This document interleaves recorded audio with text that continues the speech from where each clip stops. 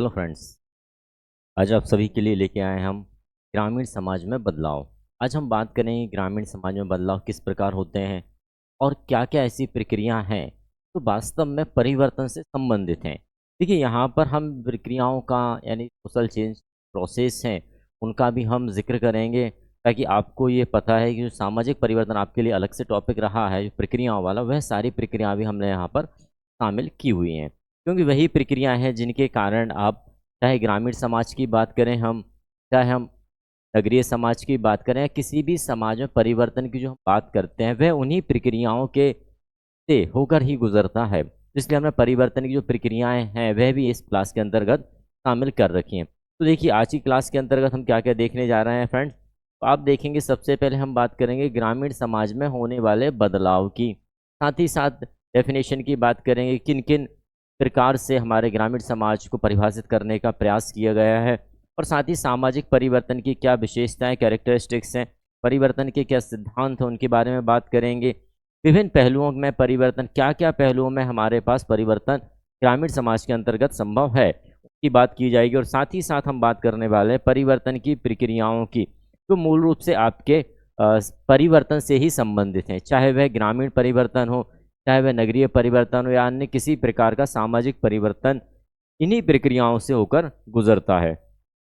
तो चलिए बात करते हैं। सबसे पहले हम ग्रामीण समाज में जो बदलाव है वह किस प्रकार से हो रहा है। तो यहाँ पर हम बात कर रहे हैं कि भाई ग्रामीण समाज, यदि हम बात करते हैं, देखिए जब हम बात ग्रामीण समाज की कर रहे होते हैं तो हम एक प्रक्रिया अवश्य देखते हैं कि ग्रामीण समाज जो हमारा है, कौन सा समाज, ग्रामीण समाज की जब भी हम बात कर रहे हैं, हम क्या देखेंगे विशेष रूप से यहाँ पर कि ग्रामीण समाज की पहचान कहाँ से हो रही है भाई, कृषि से होती। किससे होती है प्रश्न, कृषि से, ठीक है ना। किससे हो रही है, कृषि से हो रही है। अब कृषि में और सामाजिक संरचना, ठीक है ना, दूसरा भी यदि हम देखना चाहें तो हम यहाँ पर क्या देखेंगे, कुशल स्ट्रक्चर या सामाजिक संरचना की बात भी हम यहाँ पर कर सकते हैं, क्योंकि ग्रामीण समाज की जो सामाजिक संरचना होगी वह मूलतः अलग होगी हमारे नगरीय समाज से, ठीक है ना। या हम ये कह सकते हैं कि नगरीय संरचना से पूर्णतः हमारी क्या है, ग्रामीण संरचना अलग होती है। तो जब भी परिवर्तन या बदलाव की बात आती है, देखिए भौगोलिक क्षेत्र तो यही है। जैसे हम सरल शब्दों में यदि समझें कि भाई एक भौगोलिक क्षेत्र आपके पास है, अभी हम विशेष रूप से क्या देख रहे हैं, एक भौगोलिक क्षेत्र या ज्योग्राफिकल एरिया की यदि हम बात करते हैं तो क्षेत्र तो यही है फ्रेंड्स, ठीक है ना। भौगोलिक क्षेत्र जिसकी हम बात कर रहे हैं तो भाई क्षेत्र तो यही है ना। अब इसी क्षेत्र में कुछ ऐसी प्रक्रियाएं होती हैं जिससे हम इस क्षेत्र को क्या कहते हैं कि यह क्षेत्र कैसा है, ग्रामीण है, ठीक है ना। अब इसी क्षेत्र को यदि हम कहें कि भाई इस क्षेत्र में कुछ ऐसे परिवर्तन आ गए हैं, क्या आ गए हैं फ्रेंड्स, परिवर्तन आए हैं, ठीक है ना। तो यहाँ पर जैसे ही परिवर्तन आते हैं, क्या आ रहे हैं, परिवर्तन। जब इस क्षेत्र के अंतर्गत कुछ चेंजेस आ गए या परिवर्तन आ गए हैं, तो आफ्टर फॉर चेंजेस यानी कि परिवर्तन के उपरांत इस क्षेत्र को क्या कह दिया जाता है। देखिए यही क्षेत्र क्या कहलाने लगता है, परिवर्तन के उपरांत हम इसे ही कह देते हैं कि भाई नगर। क्षेत्र तो वही है, क्या कह दिया हमने, इस क्षेत्र को परिवर्तन के उपरांत हमने इसे क्या कह दिया, नगर कह दिया है। अब इस क्षेत्र को विशेष रूप से ऐसी कौन सी प्रक्रियाएं होती हैं जिसके कारण इस क्षेत्र की सामाजिक संरचना में परिवर्तन आता है, आर्थिक संरचना में परिवर्तन आता है, और वहाँ की समस्त जो प्रक्रियाएं हैं उनमें भी कहीं ना कहीं हम यह देखते हैं कि परिवर्तन हमें दिखाई देने लगता है। और परिवर्तन के उपरांत जो क्षेत्र है वह क्षेत्र ग्रामीण से बदलकर कैसा हो जाता है भाई, नगरीय हो जाता है। क्या हो रहा है, ग्रामीण से बदल के हम उसे क्या कहने लगते हैं, नगरीय कहने लगते हैं। यदि किसी ज्योग्राफिकल क्षेत्र या हमारा जो भौगोलिक क्षेत्र, इस क्षेत्र में कृषि प्रधानता है, ठीक है, तो हमने उसे ग्रामीण। अब इस कृषि प्रधानता से कुछ ऐसे परिवर्तन आए, जैसे कि मैंने कहा कि भाई इस क्षेत्र के अंतर्गत क्या लग गए, उद्योग लग गए। अब विभिन्न प्रकार के उद्योग लग गए, विभिन्न प्रकार की, मैंने कह दिया कि प्रौद्योगिकी आ गई, क्या आ गई, विभिन्न प्रकार की प्रौद्योगिकी आ चुकी है इसी क्षेत्र के अंतर्गत। अब हमने कहा कि जो संसाधन नहीं हुआ करते थे ग्रामीण क्षेत्र में, वो विभिन्न प्रकार के संसाधन भी आ गए, ठीक है ना। विभिन्न प्रकार के क्या आ गए फ्रेंड्स, संसाधन आ गए। क्षेत्र तो वही है, लेकिन हमने देखा उद्योग आ गए, प्रौद्योगिकी आ गई, संसाधन आए गए। आय के सृजन के साधन आ गए, ठीक है ना। और भी क्या दिया हम देखें कि भाई आय के भी विभिन्न साधन आ गए। किसके? आय के साधन आ गए, या हम ये कह सकते हैं विभिन्न प्रकार के आर्थिक स्तर पर कुछ ऐसी इकाइयां आ गई हैं जिनके कारण हमने देखा कि आर्थिक या आय के बहुत सारे हमारे पास संसाधन आते जा रहे हैं। तो इस क्षेत्र को हम क्या कह देंगे भाई? नगरीय। तो हमने क्या देखा, कहाँ कहाँ परिवर्तन हुआ? हमने देखा कि संसाधनों में परिवर्तन होगा, उद्योग की रचना में परिवर्तन होगा, प्रौद्योगिकी में परिवर्तन होगा, अंक के संसाधन में परिवर्तन होगा। जब इन सभी परिवर्तन हो जाने के उपरांत हम देखेंगे कि इन परिवर्तनों के बाद हमारी जो सामाजिक संरचना थी, क्या थी फ्रेंड? हमारी जो सामाजिक संरचना थी, जिस संरचना को हम क्या कह रहे थे? ग्रामीण संरचना या रूरल सोशल स्ट्रक्चर कहा जाता था, वह सामाजिक संरचना परिवर्तन हो गई। ठीक है ना। क्या परिवर्तन हो गया? हमारी सामाजिक संरचना भी यहाँ पर क्या हो गई? परिवर्तित हो चुकी है। अब यह परिवर्तित जो सामाजिक संरचना बन रही है उसमें हम देखेंगे विभिन्न प्रकार की इकाइयों का प्रचलन हो गया, विभिन्न प्रकार की प्रक्रियाओं का प्रचलन हो गया। तो इस प्रकार से हम देखिए, इस प्रकार से जो बना हुआ क्षेत्र वह क्या कहलाएगा आपके लिए? नगरीय। तो इन्हीं पर आज हम चर्चा कर रहे हैं फ्रेंड्स। जैसा कि हमने देखा समाज परिवर्तनशील की व्यवस्था है। निश्चित बात है, देखिए समाज जो है आज, यदि मैं कहूँ कि आज से 500 साल पहले, 1000 साल पहले जो सोसाइटी हुआ करती थी, क्या वही सोसाइटी आज विद्यमान है? तो आप कहें नहीं सर, परिवर्तन तो आया है। यानी कि हम ये कह सकते हैं कि परिवर्तन जो है प्रकृति का एक शाश्वत नियम है कि परिवर्तन होना है, ठीक है ना। अब परिवर्तन होना है, यह परिवर्तन क्या हो सकता है? देखिए, अनचाहा भी हो सकता है और चाहा भी हो। अनचाहे ना चाहे परिवर्तन की प्रक्रिया अवश्य चलती है। आप चाहें कि नहीं परिवर्तन नहीं होगा, सदैव यही रहेगा, तो ऐसा संभव है ही नहीं, ठीक है ना। क्योंकि देखिए प्रत्येक कण जो भी विद्यमान है वह क्या है? गति कर रहा है। यदि गति कर रहा है तो निश्चित बात है परिवर्तन होना संभव है यहाँ पर। तो यह प्रक्रिया जो है वह चलती रहेगी और हमारा समाज जो है वह परिवर्तित होता रहेगा। परिवर्तन तब और अब की स्थितियों के बीच पैदा हुआ अंतर है। भाई परिवर्तन हम किसे कहते हैं? भाई जैसे मैंने कहा कि यह कोई एक संरचना है, यह कोई एक संरचना है जो विद्यमान है। अब यदि इस संरचना को हमने कहा कि इस संरचना में वृद्धि हो गई, या मैंने कहा कि इस संरचना में क्या आ गई? कमी आ गई। क्या कहा मैंने? कि भाई कई संरचना हुआ करती थी, उस संरचना में क्या हुआ? या तो वृद्धि आएगी या फिर कमी होगी। तो यदि मैंने बात की कि भाई कमी आ गई है, तो भी आप कहेंगे सर वर्तमान जो अवस्था थी उसमें क्या हुआ? परिवर्तन हो गया। यदि मैंने कहा कि किसी अवस्था में क्या आ गई?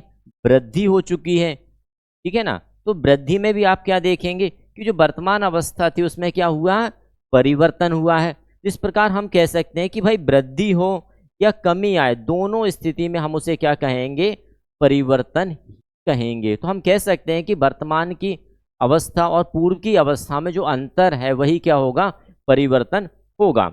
परिवर्तन बहुत विस्तृत अवधारणा है। आप उस परिवर्तन को ये नहीं कह सकते कि समाज की सिर्फ एक इकाई में परिवर्तन आया है, ये समाज के एक पक्ष में परिवर्तन आया है, ये समाज के एक छोटे से क्षेत्र में परिवर्तन आया है। जब हम परिवर्तन को देखते हैं तो परिवर्तन एक ब्रॉड कॉन्सेप्ट, एक बहुत बड़ी अवधारणा है। इस अवधारणा को देखने का जो नजरिया रहता है, जिस व्यक्ति के द्वारा, जिस समाजशास्त्री के द्वारा जहाँ पर देखा गया। देखिए किसी ने कहा कि हमने परिवर्तन कहाँ देखा? भाई कोई हमारे समाजशास्त्री जिन्होंने परिवर्तन कहाँ देखा? संस्कृति में परिवर्तन देखा, ठीक है ना। संस्कृति में जिन्होंने परिवर्तन देखा, क्या देखा? संस्कृति क्या हो गई? परिवर्तित हो गई। या हमने कहा कि भाई संस्कृति में क्या आया?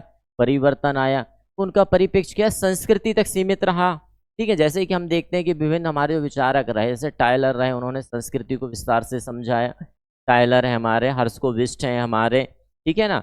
भौतिक संस्कृति, अभौतिक संस्कृति की बात ऑगवर्थ निमकॉफ के द्वारा की गई है। तो कहीं ना कहीं हम क्या देखेंगे कि संस्कृति में परिवर्तन आया, सीमित, ठीक है ना। यदि किसी ने कहा कि भाई सभ्यता में परिवर्तन आया, जैसे कि हमने बात की कि सभ्यता में परिवर्तन आया, तो यदि हम सभ्यता की बात करते हैं तो आप देखेंगे सभ्यता के बारे में टायनवी के द्वारा भी कहा गया है, ऑसवाल्ड स्पेंगलर के द्वारा भी कहा गया है, मैक्स वेबर के द्वारा भी कहा गया है।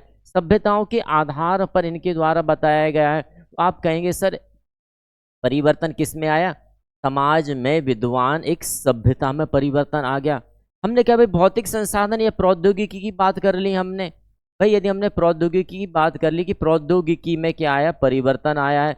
जिस प्रकार थास्टिन वेवलिन के द्वारा बताया गया है कि थास्टिन वेवलिन के द्वारा जो लेज़र क्लास की बात की गई वो प्रौद्योगिकी को लेकर भी कही गई है। तो हम वहाँ भी कह सकते हैं कि अभी किसको देखा गया है यहाँ पर देखा गया है सिर्फ प्रौद्योगिकी को, थास्टिन वेवलिन के द्वारा जो बताया गया है, ठीक है ना। इस प्रकार हम देखते हैं कि समाज के विभिन्न क्षेत्रों में परिवर्तन आ रहा है। यह कोई एक छोटी सी घटना या छोटी अवधारणा तो हो ही नहीं सकती। क्या हमने कहा कि भाई परिवार की संरचना में परिवर्तन आ रहा है, तो यहीं पर आप देख सकते हैं कि मैंने 3-4 कौन से परिवार की संरचना की बात कर दी, व्यक्ति के विकास की बात कर ली, हमने शिक्षा की बात कर ली। तो कहीं ना कहीं समाज की जितनी भी इकाइयां हैं परिवर्तन सभी में आ रहा है। इसलिए हम इस अवधारणा को, जो सामाजिक परिवर्तन की अवधारणा है, इसे मात्र एक छोटी सी अवधारणा ना ही माने। चलिए आगे बात करते हैं, ठीक है ना। जैविक, भौतिक, सामाजिक तीनों जगत में पाई जाती है परिवर्तन की प्रक्रिया। सामाजिक शब्द जोड़कर उसे क्या बना दिया गया है, सामाजिक परिवर्तन, ठीक है ना। देखिए भौतिक प्रक्रियाओं में भी परिवर्तन आता। भौतिक कोई चीज है, जैसे कि आपने पहले के घर देखे होंगे। पहले के घर क्या थे भाई, झोपड़ी, ठीक है। फिर थोड़े से मजबूत घर आए, फिर आज हम घर देखते हैं। तो भौतिक जो संरचना है उसमें भी परिवर्तन आ रहा। पहले हम लोग बैलगाड़ी से सफर किया करते थे, आज हमारे पास क्या है, सफर करने या हमारे आवागमन के लिए विभिन्न ऐसे संसाधन हैं जिन्हें समय बहुत कम लगता है और हमारा सफर पूरा हो जाता है। तो वहाँ भी परिवर्तन आ रहा है। यदि हम बायोलॉजिकली देखें, ठीक है, जैविक के आधार पर यदि हम देखते हैं तो वहाँ भी हम परिवर्तन देख रहे हैं। अब यदि हम समाज को लेते हैं तो एक शब्द ही तो हमने लगाया कि समाज में आने वाला परिवर्तन क्या कहलाने वाला है, सामाजिक परिवर्तन कहलाने वाला है। आगे देखते हैं भाई हमारे समाजशास्त्रियों किस प्रकार परिभाषित किया है। तो मैकाइवर पेज का कहना क्या रहा है, प्रत्यक्ष निर्णय सामाजिक संबंधों की बात की। इसकी बात की मैकाइवर पेज कहते हैं कि समाज में जो सामाजिक संबंध हैं उनमें परिवर्तन आ रहा है, तो क्या है, हमारा सामाजिक परिवर्तन है, ठीक है ना। सोशल चेंज विल बी और चेंज फॉर अ रिलेशनशिप। तो हमने उसे क्या कह दिया कि भाई परिवर्तन किस में आ रहा है, सामाजिक संबंधों में आ रहा है। अब क्या परिवर्तन आया, तो देखिए सामाजिक संबंधों की यदि हम बात करें तो पहले हमारे पास सामाजिक संबंध किस प्रकार हुआ करते थे। तो आप कहेंगे सर अनौपचारिक सामाजिक संबंध पाए जाते थे। किस प्रकार के सामाजिक संबंध पाए जाते, इनफॉर्मल रिलेशनशिप, या हमने कहा कि अनौपचारिक सामाजिक संबंध हुआ करते थे। संबंध कैसे थे भाई, अनौपचारिक संबंध हुआ करते थे, अत्यधिक घनिष्ठ संबंध हुआ करते थे, या हमने कहा कि प्राथमिक संबंध हुआ करते थे, ठीक है ना। प्राथमिक संबंध हुआ करते थे या अत्यधिक घनिष्ठ संबंध हुआ करते थे। बिना किसी स्वार्थ से संबंध बनाए जाते थे। ऐसा नहीं है कोई स्वार्थ रहता था, बिना किसी निस्वार्थ भाव से संबंध बनाए जाते। लेकिन आज के यदि हम तात्कालिक पृष्ठभूमि को ध्यान से देखते हैं तो वहां पर आप पाएंगे कि व्यक्ति संबंधों का निर्माण भी किस लिए कर रहा है, कि व्यक्ति का यदि कोई स्वार्थ है, क्या है फ्रेंड्स, यदि कोई स्वार्थ है तो व्यक्ति संबंधों का निर्माण करता है, अन्यथा वह संबंध चाहता ही नहीं है, ठीक है ना।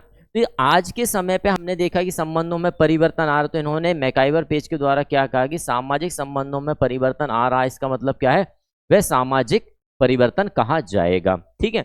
आगे जॉनसन का कहना क्या है, जॉनसन कहते हैं कि मूल अर्थों में सामाजिक परिवर्तन संरचनात्मक परिवर्तन है। यानी कि संरचना में, हमारे समाज की जो संरचना है उस संरचना में परिवर्तन आ रहा है। अब संरचना को किस प्रकार हम देख सकते हैं, तो संरचना को हमने देखा भाई संबंधों में भी संरचना पाई जाती है, धार्मिक संरचना भी पाई जा रही है, हमारी आर्थिक संरचना भी पाई जा रही है, मनोवैज्ञानिक संरचना भी हमारी पाई जाती है। तो इस संरचनाओं में यदि परिवर्तन आ रहा है तो हम उसे क्या कहेंगे, जॉनसन के अनुसार सामाजिक परिवर्तन कहेंगे। वहीं अगस्त काम्ट क्या कहना चाहते हैं, अगस्त काम्ट का कहना है कि बौद्धिक विकास में होने वाला परिवर्तन, इसमें बौद्धिक विकास में बुद्धि के परिवर्तन आ रहा है, तो उसे अगस्त काम्ट के द्वारा क्या कहा गया है कि सामाजिक परिवर्तन कहा गया है। और इस बौद्धिक विकास को लेकर अगस्त काम्ट के द्वारा जो सिद्धांत प्रतिपादित किया उसे हम क्या कहते हैं, मानव चिंतन का नियम। क्या कहा जाता है उसे भाई, मानव चिंतन का नियम, मानव चिंतन का नियम कहा जाता है उसे, ठीक है ना। लॉ ऑफ 3 स्टेज के नाम से भी जाना जाता है। तो वह सिद्धांत क्या हो जाएगा, रैखिक परिवर्तन। यहाँ पर क्योंकि बात किसकी की जा रही है, बौद्धिक विकास की। देखिए एक जो बच्चा है, वह छोटा बच्चा, उसका बुद्धि का विकास क्या रहता है, कम रहता है, धीरे धीरे वह परिपक्व होने लगता है, और एक समय उपरांत हम उसे क्या कहते हैं भाई, इसका बुद्धि का जो विकास था वह बढ़ गया है। तो इस प्रकार से अगस्टकाम्ट के द्वारा बौद्धिक विकास को सामाजिक परिवर्तन माना है, जॉनसन के द्वारा संरचना में परिवर्तन को ही सामाजिक परिवर्तन माना, और मैकाइवर पेज के अनुसार जो हमारे सामाजिक संबंध हैं उनमें होने वाले परिवर्तन को क्या माना है, सामाजिक परिवर्तन माना गया है। ठीक है ना।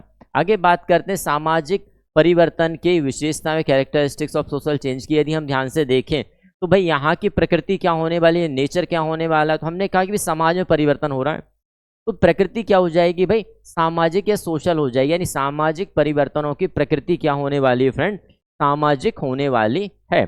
आप ये नहीं कहेंगे कि समाज में, यदि आपका दृष्टिकोण क्या है, सोशल पर्सपेक्टिव को आप ध्यान में रखते हुए यदि अध्ययन कर रहे हैं तो निश्चित बात है कि आपका जो दृष्टिकोण या देखने का नजरिया है कैसा है, सामाजिक प्रक्रियाओं को ही आप देखेंगे। तो नेचर कैसा है भाई, सामाजिक है, यूनिवर्सल फिनोमेना है। ये सामाजिक परिवर्तन क्या है, यूनिवर्सल फिनोमेना है, यानी कि एक सार्वभौमिक घटना है। आप ये नहीं कह सकते कि नहीं सब भारत के अंदर तो समाज में परिवर्तन आ रहा है लेकिन भाई ऑस्ट्रेलिया में सामाजिक परिवर्तन नहीं आ रहा है या अमेरिका में सामाजिक परिवर्तन नहीं आ रहा है, ऐसा हम कदापि नहीं कह सकते हैं। सभी जगह आप पाएंगे कि भाई परिवर्तन की दर कम ज़्यादा हो सकती है लेकिन परिवर्तन तो सभी जगह आएगा। आपने किसी चीज़ को ध्यान से देखा होगी जो बचपन में आपने देखी हो, है ना, कोई भी फिजिकल स्ट्रक्चर हो सकता है, कोई भी सोशल स्ट्रक्चर हो सकता है जो आपने बचपन में देखा था। आज अब 20-25 साल के हो चुके हैं, 20-25 साल के उपरांत फिर उस स्ट्रक्चर को देखिए तो वह क्या वो वैसा ही है? आप कहने नहीं सर कुछ तो परिवर्तन आया है, ठीक है ना, सार्वभौमिक घटना है। और यदि हम बात करें तो स्वाभाविक है कि परिवर्तन होना ही है। आप ये कदापि नहीं कह सकते कि नहीं भाई परिवर्तन हमसे कोई जुड़ा है तो सदैव वो एक जैसा नहीं रहेगा, समय के साथ साथ बदलना जाएगा। ठीक है, सामाजिक परिवर्तन की जो गति है वह क्या हो सकती है, असमान हो सकती है।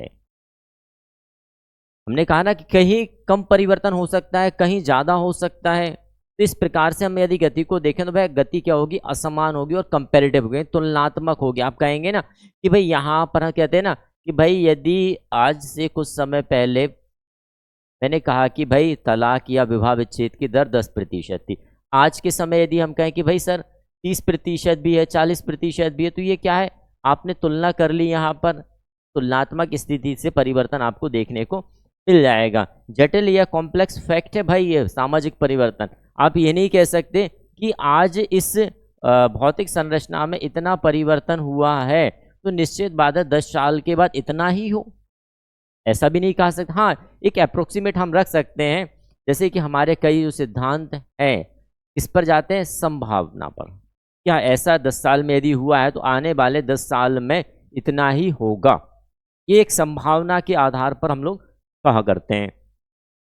परिवर्तन की भविष्यवाणी नहीं की जा सकती क्योंकि संभावना है, प्रोबेबिलिटी की बात है यहाँ पर। ऐसा हो भी सकता, हो सकता कमी भी आ जाए। जैसे कहते हैं ना कि कई बार परिवर्तन यदि आपको कैसा दिख रहा है, नुकसानदायक होता है, तो आप क्या करते हैं, उसे पुनः परिवर्तित कर देते हैं। जैसे मैंने कहा कि भाई यहाँ पर ये कोई एक क्षेत्र था, एक क्षेत्र, अब 10 साल में ये 10 साल के बाद इस तरह हो गया। अब मुझे लगा कि कहीं ना कहीं यार ये समस्या का समाधान तो नहीं हो सकता है, समस्या बढ़ रही। तो अगले 10 साल में हमने इसको क्या देखा कि परिवर्तन तो आया लेकिन हमने प्रयास किया तो इस परिवर्तन को हमने कम पाया। क्या पाया भाई, कम पाया, क्योंकि हमें एहसास हो कि भाई ये क्या है, नकारात्मक ज़्यादा हो रहा। आगे बात करते हैं दार्शनिक एवं धार्मिक पहलुओं में क्या क्या हो सकता है। सामाजिक दृष्टिकोण में परिवर्तन हो सकता है, जो हमारी समाज की कुछ कुरीतियाँ चलती हैं उनमें परिवर्तन हो सकता है। मानवतावादी मूल्यों में परिवर्तन होता है। दार्शनिक दृष्टिकोणों के आधार पर जब हम बात करते हैं तो हमारे कितने पहलू निकलते हैं कि भाई सामाजिक दृष्टिकोण में परिवर्तन हो गया, हमारी विभिन्न प्रकार की जो कुरीतियाँ हैं या जो कुप्रथाएँ हैं वह आज के दौर में खत्म होती जा रही हैं, लेकिन नई कुप्रथाओं का जन्म भी हो रहा है। आप ये नहीं कह सकते कि हमने पुरानी प्रथाओं या पुरानी इस कुप्रथाओं को हमने बंद कर दिया या वह हमारे समाज से बाहर हो गई, तो हमारे समाज में कुप्रथा रही नहीं, ऐसा नहीं कहा जा सकता। समाज में कुप्रथा यदि कोई चली गई तो कोई नई कुप्रथा भी आपके समाज में विद्यमान होती जाएगी और धीरे धीरे वह बढ़ती ही जाएगी, है ना। यदि हम सामाजिक संस्थाओं की बात करें तो संपत्ति के अधिकारों में परिवर्तन है, परंपरागत व्यवसाय में परिवर्तन हम देख लेते हैं, संबंधों में परिवर्तन, धार्मिक प्रवृत्ति में परिवर्तन, परिवार के कर्ता की स्वेच्छाचारिता यानी उसकी इच्छाचारिता में परिवर्तन हम देखते हैं। युवा सदस्यों की शक्ति में वृद्धि है, परिवार के आकार में कमी आएगी, परिवार के महत्व में भी कमी आई। जिस प्रकार हम पहले देखते थे कि संयुक्त परिवार है, संपोषित परिवार है, लेकिन आज के समय पर हम क्या देखते हैं, न्यूक्लियर फैमिली है, एकल परिवार है।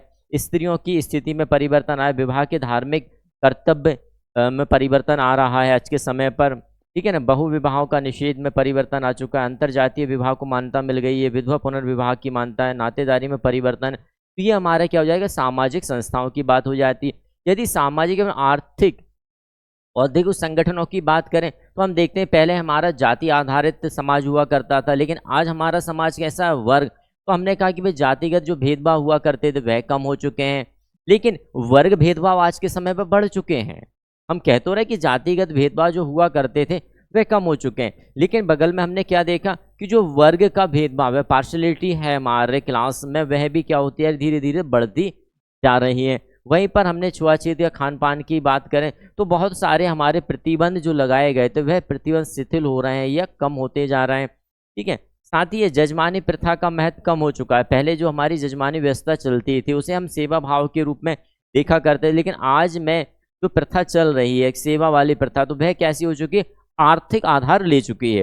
वहीं पर जातीय पंचायतों का महत्व कम हो चुका। आज के समय पर यदि आप जातिगत पंचायतों की बात करते हैं तो आप पाएंगे कि भारत के कुछ ही क्षेत्र ऐसे रहे होंगे जहां पर जातीय पंचायत आज के वर्तमान समय में विद्वान यह हमें देखने को मिल जाएगी। यदि शिक्षा के क्षेत्र में करें तो साक्षरता की दर में वृद्धि आ चुकी है। शिक्षा पर लगे जो प्रतिबंध हुआ करते थे, जैसे कि आपने वर्ण व्यवस्था में प्रतिबंधों को देखा था कि भाई जो शूद्र हैं उन्हें शिक्षा पर क्या किया गया था, पूर्णतः निषेध किया गया था, लेकिन आज के समय पर ऐसी कोई स्थिति नहीं है।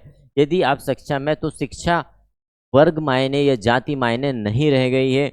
आप शिक्षा ग्रहण कीजिए और आगे बढ़ते जाइए। आगे बात करें हम कि भाई परिवर्तन के यदि हम सिद्धांतों की बात करें, कॉन्सेप्ट ऑफ सोशल चेंज की यदि हम बात करें, तो परिवर्तन मूल रूप से जो परिवर्तन देखा जाता है सबसे पहले हम क्या बात करते हैं, लीनियर या रैखिक परिवर्तन की बात करते हैं। किसकी बात करते हैं, लीनियर या रैखिक परिवर्तन, ठीक है। इस परिवर्तन के अंतर्गत हम क्या देखते हैं, इस परिवर्तन के अंतर्गत हम ये देखेंगे जब परिवर्तन का जो तरीका एक निश्चित या एक सीधी रेखा में हो रहा है, तो उस प्रकार के परिवर्तन को क्या कहा जाएगा, रैखिक या लीनियर चेंज कहा जाता है। सामाजिक आधार पर यह जो रैखिक सिद्धांत है किसके द्वारा दिया गया है, तो भाई अगस्त काम्ट, जैसे मैंने कहा कि मानव चिंतन का नियम या theory of law of three stage की बात, मानव चिंतन का नियम किसके द्वारा की गई, अगस्त काम्ट के द्वारा की गई है। इस चिंतन में अगस्त काम्ट ने क्या देखा है, मानव के बुद्धि या बौद्धिक विकास की बात की गई। किसकी बात की गई है, मानव के बौद्धिक विकास की बात की गई है। मानव के बौद्धिक विकास की बात किसके अंतर्गत की गई है, तो भाई अगस्त काम्ट के इस सिद्धांत के अंतर्गत इनकी बात की गई है, ठीक है ना। क्या बात करते हैं, तो अगस्त काम्ट यहाँ पर 3 स्तर की बात करते हैं। अगस्त काम्ट कितने स्तर बताते हैं, क्योंकि इस सिद्धांत को एक नाम से और जाना जाता है, वो कहा जाता है 3 स्तर का नियम। क्या जाना जाता है भाई, 3 स्तर का नियम।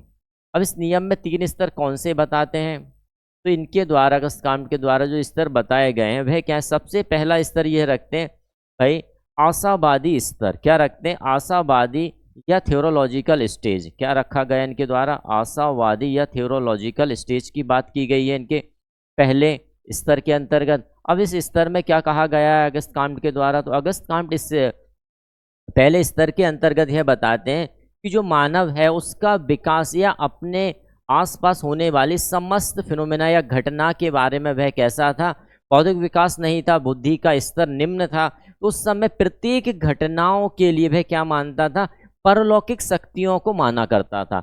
यानी कि आशावादी स्तर में हम क्या देखते हैं, परलौकिक शक्तियों की बात करते हैं फ्रेंड, परलौकिक शक्तियों की बात करते हैं। अब भाई परलौकिक शक्तियाँ कुछ भी हो सकती हैं, चाहे मैं कहूँ कि भाई भगवान, ईश्वर, खुदा, जीसस या कोई पेड़, तो ये यहाँ पर परलौकिकता की बात यहाँ पर आ गई है। नहीं, परलौकिक शक्तियों की बात की जाती है। जैसे कि बचपन में आप सभी ने एक बात अवश्य सुनी होगी, क्या कहा जाता था भाई, पानी गिरा तो क्या कहा जाता था कि भाई इंद्रदेव ऊपर बैठे हैं और वो पानी गिरा रहे हैं, यही कहा जाता है। यही सोच और यही स्तर क्या है, आशावादी या थ्योरोलॉजिकल स्टेज है। देखिए यहाँ पर फैक्ट या तर्क की प्रधानता क्या है, शून्य है। तो यहाँ पर देखा गया कि भाई पहले स्तर में इस प्रकार की, यानी समाज के अंतर्गत जो भी घटनाएं घटित हो रही हैं उनके पीछे क्या है, कोई परलौकिक शक्ति है, और उस परलौकिक शक्ति को ही हम क्या मान रहे थे, सब कुछ माना जाता था। ठीक है ना। बुद्धि का विकास यहाँ पर क्या था, यदि बौद्धिक विकास की बात करें तो यहाँ पर स्तर क्या था भाई, निम्न था या ना के बराबर माना गया है कि भाई यहाँ पर बौद्धिक स्तर जो था वो कैसा था भाई, पूरी तरह निम्न माना गया है। वहीं पर आगे बात की भाई, कुछ समय के बाद इस स्तर के बाद कैसा स्तर आया, दूसरा स्तर आया जिसे भौतिकवादी स्तर या मेटाफिजिकल स्टेज कहा गया। दूसरा स्तर क्या था, भौतिकवादी स्तर। ठीक है ना। क्या बात आती है यहाँ पर, भौतिकवादी स्तर की बात यहाँ पर आती है, या मेटाफिजिकल स्टेज की बात यहाँ पर की गई है। तो यहाँ पर क्या बात की जाती, अब बात आ गई भौतिकवादिता, यानी कि जब व्यक्ति का मस्तिष्क या बुद्धि में थोड़ा सा विकास हुआ। अब विकास जैसे ही होता तो वह क्या देखता है कि भाई मैंने ये देखा कि यहाँ पर जो भौतिक तत्व हैं, परलोक के बाद किस पर आ गए हम, यह लोक पर आए, यानी इस लोक की बात करने लगते हैं कि इस लोक पर, यह लोक पर जो भी शक्तियां हैं, इस लोक पर जो भी शक्तियां, यह लोक की शक्तियां है ना, तो यहां पर जो भी शक्तियां हैं वही समस्त घटनाओं के लिए क्या है, जिम्मेदार है। क्लियर हुआ। यानी कि अब बात हम किसकी कर रहे हैं, यहाँ की बात कर रहे हैं, भौतिकवादी तत्वों की बात कर रहे हैं कि यहाँ पर जो भी घटना घटित हो रही है वो उसके लिए जिम्मेदार कौन है, यहाँ की भौतिक वस्तुएं ही। यहाँ पर बौद्धिक विकास क्या हुआ, यहाँ पर बौद्धिक विकास में वृद्धि हुई। हम थोड़ा सा ये समझने लगे इस स्तर से इस स्तर पर क्या हुआ, बुद्धि का विकास हुआ। इसके बाद तीसरे स्तर की बात करते हैं अगस्त का, तो तीसरे स्तर पर यह बताते हैं वैज्ञानिक स्तर या प्रत्यक्षवादी स्तर। ठीक है। तीसरे स्तर को इनके द्वारा क्या कहा गया, वैज्ञानिक या प्रत्यक्षवादी स्तर के रूप में इसे जाना जाता है। वैज्ञानिक स्तर या जिसे कहा गया प्रत्यक्षवादी या पॉजिटिविज्म की बात यहाँ पर आती है, वादी स्तर। इस स्तर पर अगस्त काम्ट का कहना क्या रहा, इस स्तर पर अगस्त काम्ट का कहना रहा है तर्क में वृद्धि, यानी कि इस समय तक हमारे पास स्थिति क्या है कि अब हम तर्क में प्रधान हो गए, यानी कि तर्क की प्रधानता यहाँ पर आ जाती है। क्या आ जाती है फ्रेंड, तर्क की प्रधानता। अब जहाँ पर तर्क की प्रधानता रहती है तो हम वहाँ पर क्या देखेंगे, जब भी बात तर्क की आती है कि तर्क की प्रधानता, तो यहाँ पर हमने देखा कि यदि किसी घटना के प्रति हम क्या करते हैं, कार्य और कारण यहाँ पर पहुँचते हैं कि यदि ऐसा हुआ तो क्यों हुआ, ऐसा हुआ तो क्यों हुआ। यहाँ पर जब हम पहुँचने लगते हैं तो हम क्या करेंगे, हमने उस कार्य का क्या किया, अवलोकन किया। ठीक है ना। अवलोकन किया और अवलोकन के साथ साथ हम किसी एक परीक्षण पर पहुंचे। भाई निश्चित बात है, जब आप अवलोकन करेंगे तो अवलोकन करने के बाद उसका क्या करने वाले हैं, परीक्षण करने वाले हैं, और परीक्षण के उपरांत आप क्या है, एक निर्णय पर पहुंचेंगे, और निर्णय पर पहुंचने के उपरांत ही आप अपने जो घटना है उसे सच या झूठ मानेंगे। क्लियर हुआ। तो इसीलिए जब हम इन विधियों का प्रयोग करते हैं, इसलिए इस स्तर को क्या माना गया, प्रत्यक्षवादी स्तर या वैज्ञानिक स्तर कहा गया। यानी कि प्रत्यक्ष आपके समक्ष क्या हो रहा है उसको तर्क की प्रधानता पर, कहते हैं ना कि सच की खोज करो। अक्सर क्या रहता है कि देखिए समाज एक ऐसा आईना है जो आपको जो दिखा रहा है, या तो उसी को मान लो या फिर उसके पीछे जो छिपाया जा रहा है उसको देखिए। ये तो बात वही आ जाती है ना कि आंख पर पट्टी बांधकर दृष्टांत बन जाइए, बांधे रहिए पट्टी। सच को यदि आप नहीं देख पा रहे हैं तो फिर आपके मानव होने की क्या वजह है, भाई क्यों मानव बने हैं। ठीक है ना। तर्क तक पहुंचना, देखिए इन तीनों स्तर को हम कैसे समझ सकते हैं। तो भाई एक छोटा सा बच्चा है, आपने देखा होगा छोटे से बच्चे चलते चलते गिर जाता है, गिर गया और रोने लगा, उसके साथ यदि कोई है तो उसके साथ जो भी है, मम्मी है, पापा है, बहन है, उन्होंने भी क्या किया, उस भौतिक वस्तु को मार, देख मैंने मार दिया, बच्चा भी खुश। क्यों, बच्चे का बुद्धि का स्तर क्या यही है कि मुझे इस ने चोट पहुंचाई, मेरी माँ ने, मेरे भाई ने, उसे मार दिया, बस मैं भी खुश और उसे पिट रहे। तो इसका स्तर क्या है, बच्चे का स्तर है। अब धीरे से जब स्तर बढ़ जाता है तो वह तर्क करने लगता है। जैसे बच्चे को आपने छोटे में कोई खिलौना दिया, अब वो उसे हाथी मान रहा है, क्यों, खिलौना है एक्चुअली में। और उससे जब आप बड़ा हो जाए तब उससे कहो कि बेटा ये हाथी है, तो कहाँ पापा हाथी है, हाथी का खिलौना है ये, क्या कहेगा वो, ये हाथी का खिलौना है, हाथी थोड़ी ना है, हाथी तो बड़ा विकराल होता है। ठीक है ना। तो उसका बौद्धिक का विकास हो गया थोड़ा सा। अब और स्तर पे आ जाइए, तो मैंने कहा भाई आप पढ़ क्यों रहे हैं, तो आप तुरंत तर्क देंगे, सर नौकरी के लिए। भाई नौकरी क्यों करना है, अपने पैसे का पैसे क्यों कमाना, लग्जरी लाइफ जीना, तर्क है ना। तो इसी तर्क के कारण यह जो स्तर है ये क्या है आपका, वैज्ञानिक, जहां पर आप प्रत्येक किए गए कार्य के प्रति तर्क के रख रहे। क्लियर है। चलिए आगे बात करते हैं।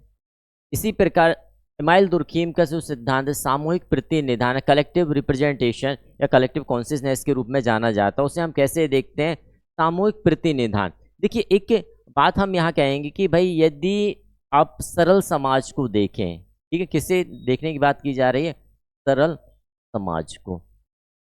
जब आप सरल समाज को देखते हैं तो आप क्या पाएंगे कि सरल समाज या सिंपल सोसाइटी के अंतर्गत जो भी व्यक्ति रह रहे हैं उन सभी की दिनचर्या या उनकी लाइफ स्टाइल कैसी होने वाली है। सरल समाज में जो व्यक्ति की लाइफ स्टाइल, अधिकांश व्यक्तियों की बात यहाँ पर की जा रही है कि अधिकांश व्यक्तियों की लाइफ स्टाइल क्या होगी, उनके जीवन की दिनचर्या क्या होने वाली है, एक समान होने वाली है। क्या होने वाली है भाई, सभी की दिनचर्या क्या होने वाली है, एक समान होने,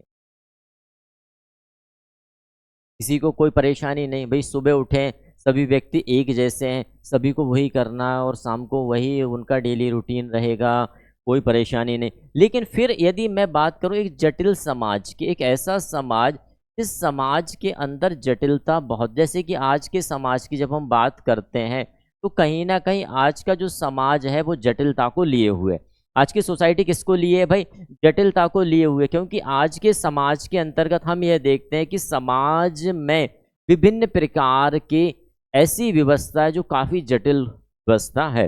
जब आप जटिल व्यवस्था में देखते हैं तो यहाँ पर अधिकांश व्यक्तियों की दिनचर्या या लाइफ स्टाइल कैसी होने वाली है, तो भाई मैंने कहा कि भाई सभी की लाइफ स्टाइल यहाँ पर अलग अलग होने वाली है। क्लियर है, सबकी लाइफ स्टाइल अलग अलग होने वाली है।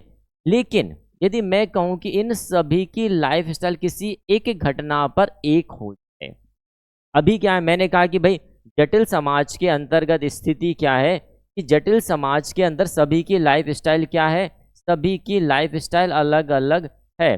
लेकिन मैंने कहा कि ऐसी कौन सी स्थिति या परिस्थिति कि इन सभी की लाइफ स्टाइल एक हो जाए।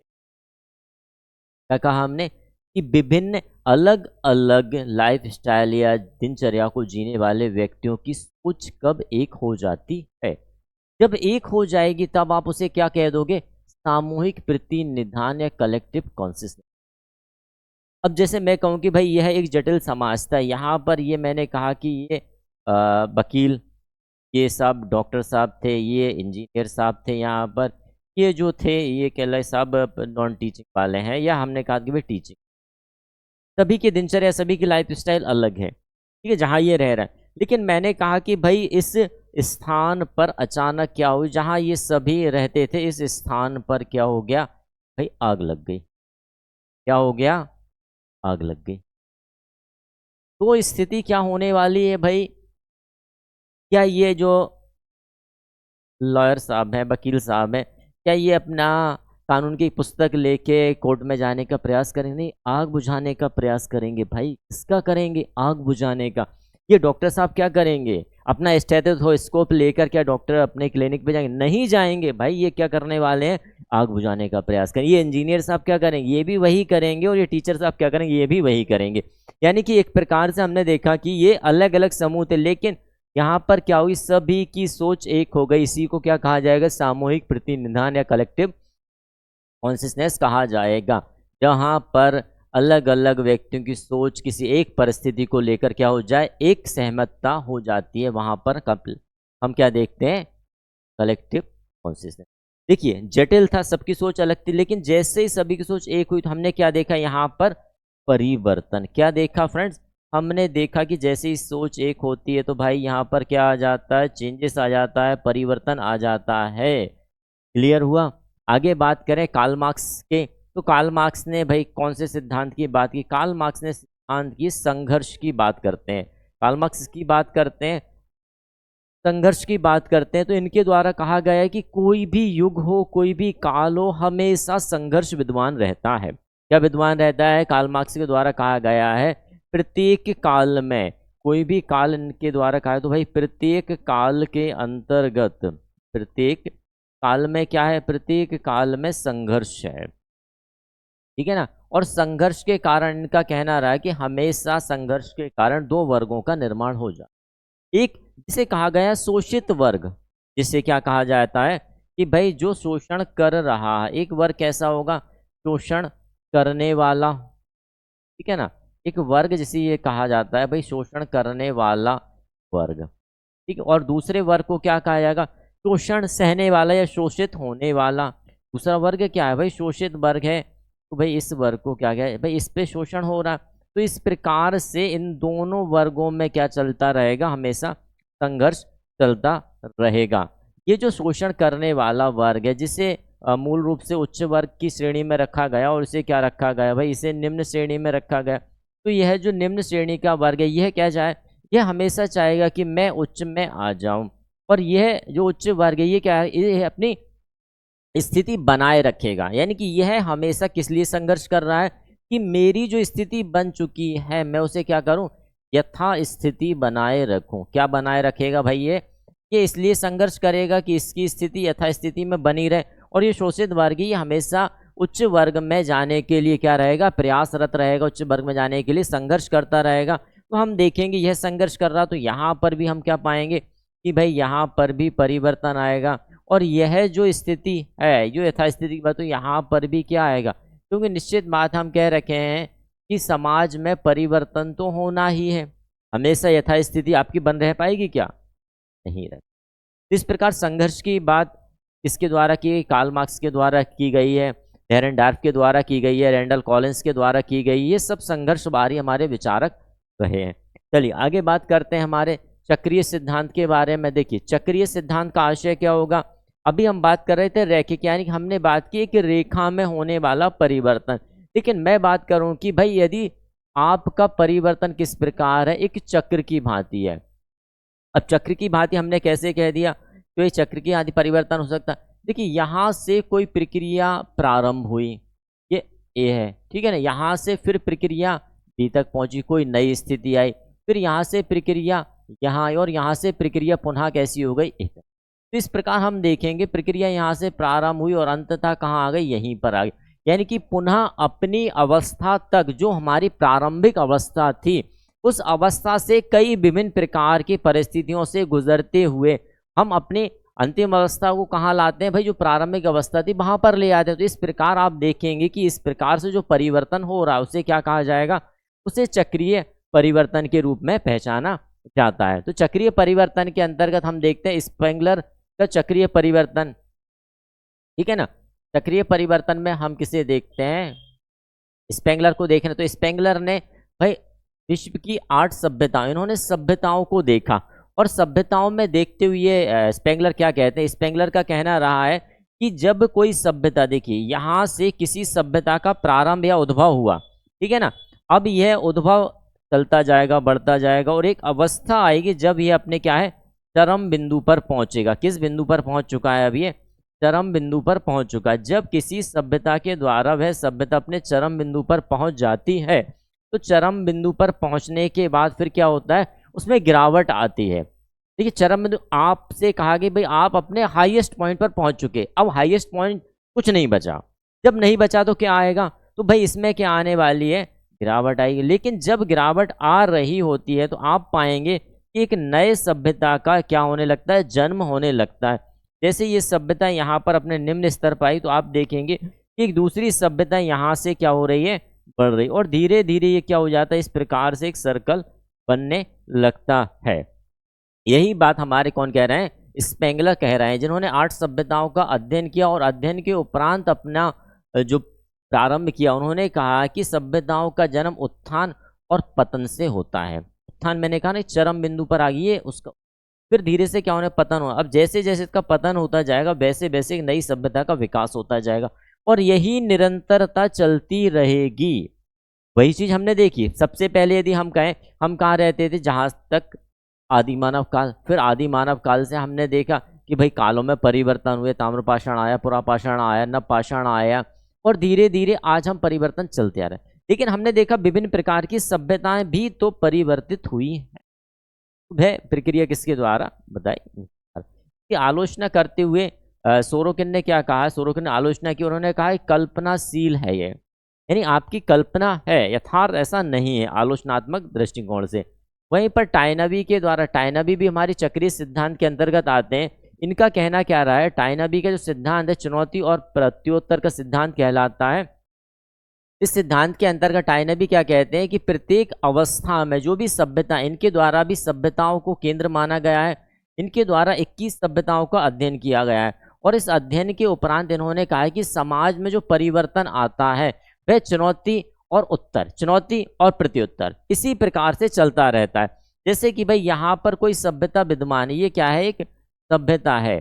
अब इस सभ्यता में क्या हो रहा है, देखिए चुनौती आपको मिलेंगी। चुनौती कैसी हो सकती है, प्राकृतिक भी हो सकती हैं, है ना, प्राकृतिक चुनौतियां हो सकती हैं। मैंने कहा सामाजिक चुनौतियां हो सकती हैं, बिल्कुल हो सकती हैं फ्रेंड्स, सामाजिक चुनौतियां भी हो सकती हैं। मैंने कहा आर्थिक चुनौतियां हो सकती हैं, हाँ भाई आर्थिक चुनौतियां भी हो सकती हैं, ठीक है ना। किसी भी प्रकार की चुनौती आपको मिल रही। अब इस चुनौती का यदि आप उत्तर नहीं दे पाए तो क्या हो जाएगा, ये सभ्यता खत्म, क्या हो जाएगी, खत्म हो जाएगी ना भाई। जैसे मैंने कहा कि यहाँ पर ये कोई क्षेत्र है, इस क्षेत्र पर एक सभ्यता निवास कर रही है, और इस सभ्यता में हमेशा आप देखेंगे कि यहाँ पर क्या हो जाता है भाई, बाढ़ आ जाती है, या पानी का भराव हो जाता है। क्या हो जाता है, पानी का भराव यहाँ पर हो जाता है, तो प्रॉब्लम आएगी यहाँ पर। लेकिन इन्होंने उत्तर या प्रत्युत्तर के रूप में क्या किया, इन्होंने कहा ठीक है भाई पानी भराता है, इनके द्वारा क्या किया गया, सभ्यता के व्यक्तियों के द्वारा यहाँ पर एक डैम बना लिया गया। क्या कर लिया गया भाई, एक डैम बना लिया गया। उन्होंने कहा ठीक है अब पानी आने दो, इन्होंने पूरा पानी क्या कर लिया, एकत्र कर लिया, एकत्र कर लिया। अब एकत्र करने के बाद स्थिति क्या होने वाली है कि इस सभ्यता के द्वारा इस पानी का उपभोग किया जाएगा। क्या किया जाएगा भाई, उपभोग किया जाएगा ना, उपभोग किया जाएगा, या मैंने क्या भाई उपयोग किया जाएगा, और यह सभ्यता आगे समय तक के लिए इस स्थान पर रह सकती है, निवास कर सकती है। जैसा कि हड़प्पा सभ्यता के बारे में कहा जाता है कि भाई नदियों में अत्यधिक बाढ़ आ जाने के कारण वह सभ्यता क्या हो गई, खत्म हो गई है, समाप्त हो गई है। तो इस प्रकार हम देख रहे हैं कि जब भी आप रह रहे हैं, जैसे कि भाई आप व्यक्तिगत आधार पर भी देखें कि आपके सामने यदि कोई चुनौती आती है और यदि आप उसका उत्तर दे देते हैं तो निश्चित बात है आप क्या कर जाएंगे, आगे सरवाइव कर जाएंगे। लेकिन स्थिति क्या है, यदि आप उत्तर नहीं दे रहे हैं तो स्थिति क्या हो जाएगी, आप खत्म हो जाएंगे। यही बात किसके द्वारा कही गई है, यही कही गई है टायनबी के द्वारा, जिनके द्वारा 21 सभ्यताओं का अध्ययन किया गया। आगे बात करते हैं विल्फ्रेड पेरेटो के द्वारा। तो विल्फ्रेड पेरेटो ने अपने जो सामाजिक परिवर्तन की बात कही है, इनके सामाजिक परिवर्तन में अभिजात वर्ग को लिया गया है, यानी कि एक ऐसा वर्ग जो उच्च पर है।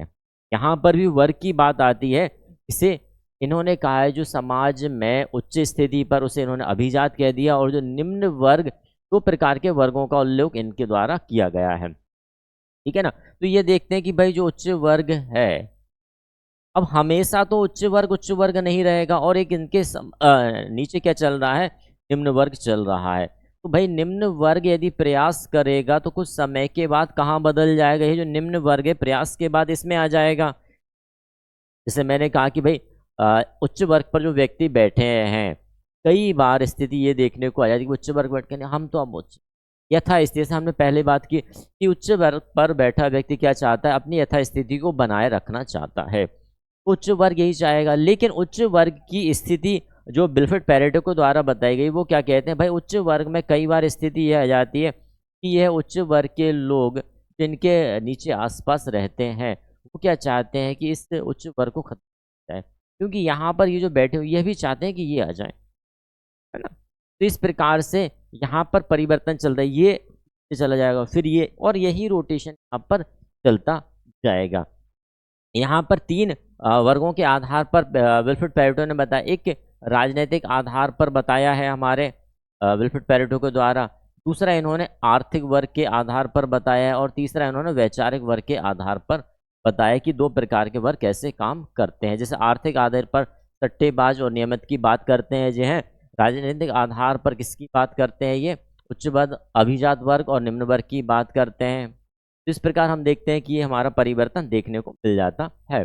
आगे बात करते हैं परिवर्तन से संबंधित प्रक्रियाओं के बारे में। ऐसी कौन कौन सी प्रक्रियाएं हैं जिनके माध्यम से हम देखते हैं कि हमारे समाज में परिवर्तन होता है। देखिए प्रक्रियाएं बहुत है। आधुनिकीकरण की प्रक्रिया, आधुनिकीकरण की प्रक्रिया को हम किस प्रकार देखते हैं कि समाज में या वैश्विक स्तर पर जो भी नया आता है उसका उपभोग करना या उपयोग करना हमारे लिए क्या है, आधुनिकीकरण। नए का उपयोग करना, आप यह देख सकते हैं नए का उपयोग, उसे क्या माना गया भाई, उसे आधुनिकीकरण माना गया। लेकिन इसका स्तर कैसा है, इसका स्तर वैश्विक है, ठीक है ना। इसका स्तर कैसा है कि वैश्विक पटल पर जो भी नया है उसका उपयोग आप कर रहे हैं, तो आप क्या कहें, नहीं भाई हम क्या है, मॉडर्न है। ठीक। आगे बात करें नगरीकरण, तो नगरीकरण में हम कह रहे हैं संसाधनों की वृद्धि।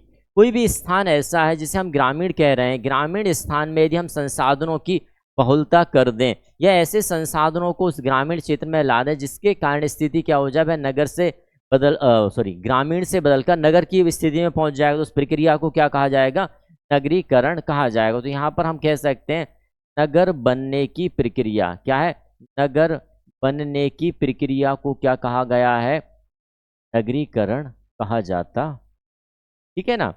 आगे हम अगली प्रक्रिया की बात करें, राजनीतिकरण। राजनीतिकरण में यदि आप देखेंगे राजनीति का आशय क्या है भाई, राजनीति की बहुलता आ जाना है ना। तो यहाँ पर राजनीति की अधिकता की बात हम कर लेते हैं।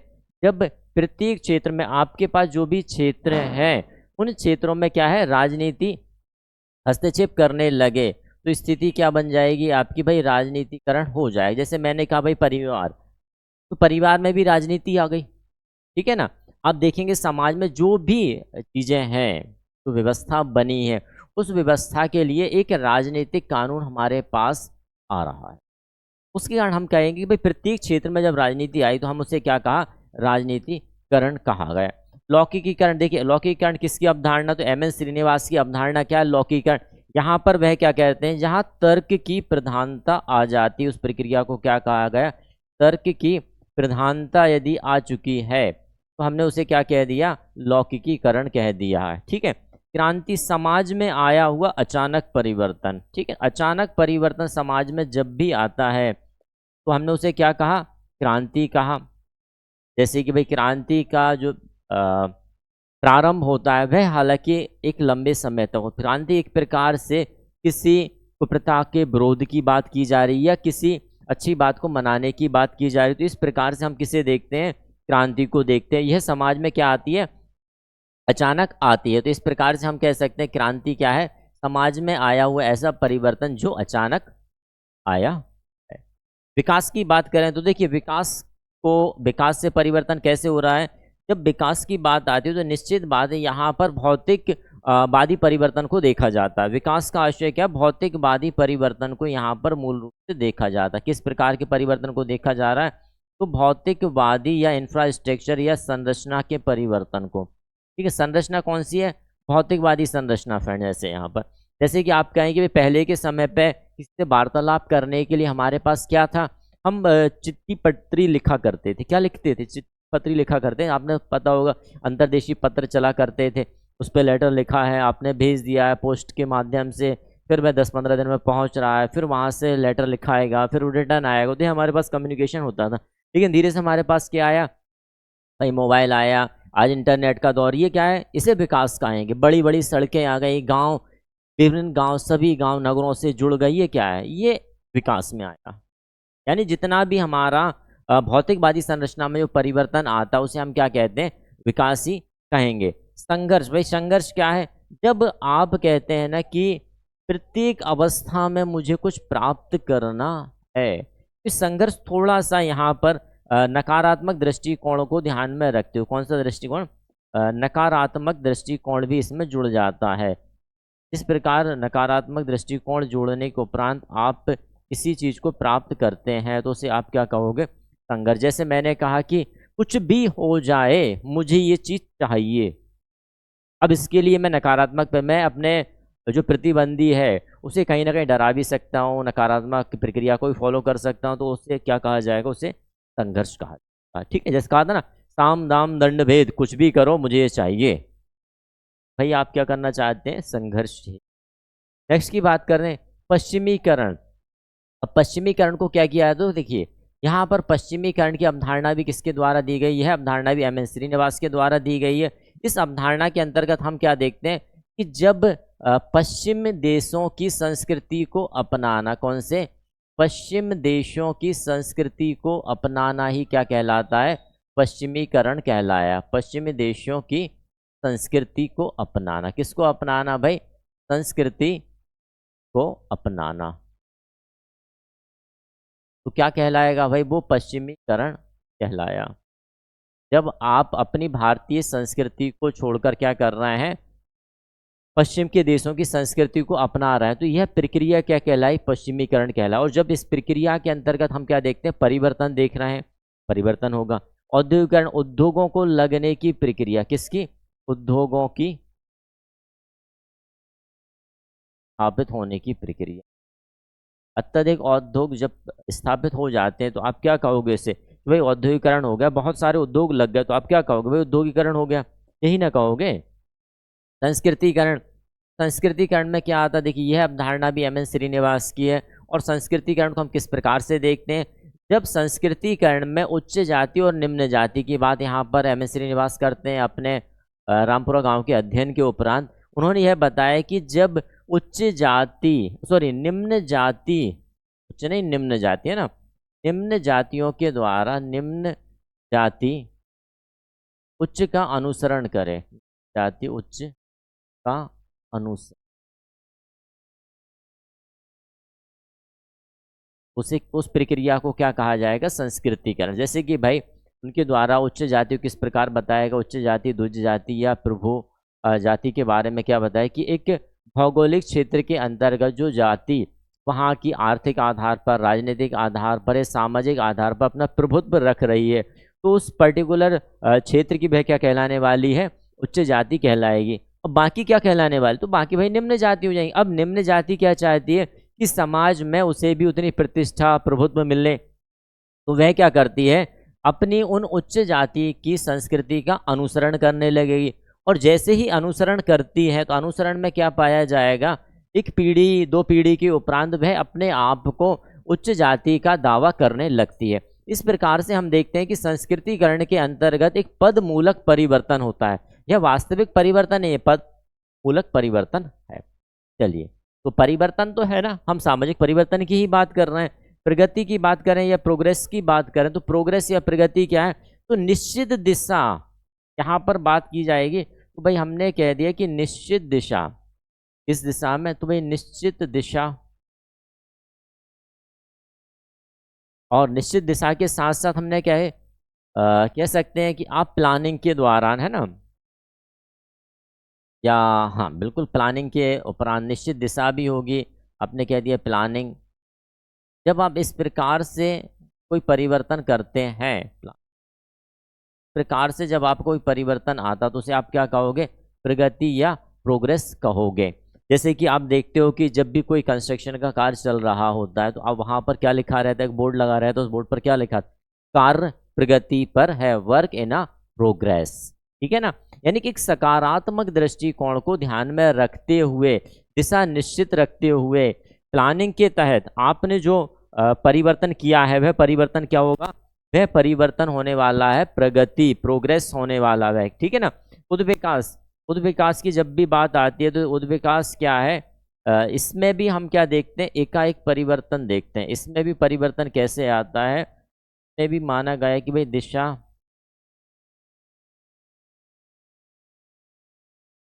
इसमें भी दिशा को निश्चित माना गया है, वह दिशा निश्चित होगी। जैसे कि आप देखते हैं किसी बीज को आप एक रासायनिक प्रक्रिया में जैसे ही रखते हैं तो आप देखेंगे वह धीरे धीरे धीरे उसमें परिवर्तन आता जाता है और एक समय पर वह एक वृक्ष के रूप में आपके सामने प्रस्तुत होता है। प्रतिस्पर्धा, प्रतिस्पर्धा भी एक तरह से सहयोगात्मक संघर्ष के रूप में से देखा जाता है। किस प्रकार देखा जाएगा इसे, सहयोगात्मक, सहयोगात्मक संघर्ष के रूप में प्रतिस्पर्धा को देखा जाता है, सहयोगात्मक संघर्ष। देखिए यहाँ पर जो हमने संघर्ष की बात की, यहाँ पर हमने संघर्ष को क्या कहा, नकारात्मक संघर्ष, लेकिन वहीं पर प्रतिस्पर्धा को क्या कहा जाता है, सहयोगात्मक संघर्ष कहा जाता है, ठीक है ना। तो यह सारी हमारी क्या थी, आज हमने देखा गांव के बदलाव के बारे में और साथ ही साथ परिवर्तन के कुछ सिद्धांतों के बारे में हमने बात की और साथ ही साथ हमने बात की परिवर्तन की प्रक्रियाओं के बारे में। आई होप वीडियो पसंद आता तो ज़्यादा से ज़्यादा शेयर करें, चैनल को सब्सक्राइब करें और बेल आइकन को दबाना ना भूलें। और कोई डाउट हो तो आप हमसे कमेंट कर सकते हैं, हम जवाब आपका ज़रूर दें।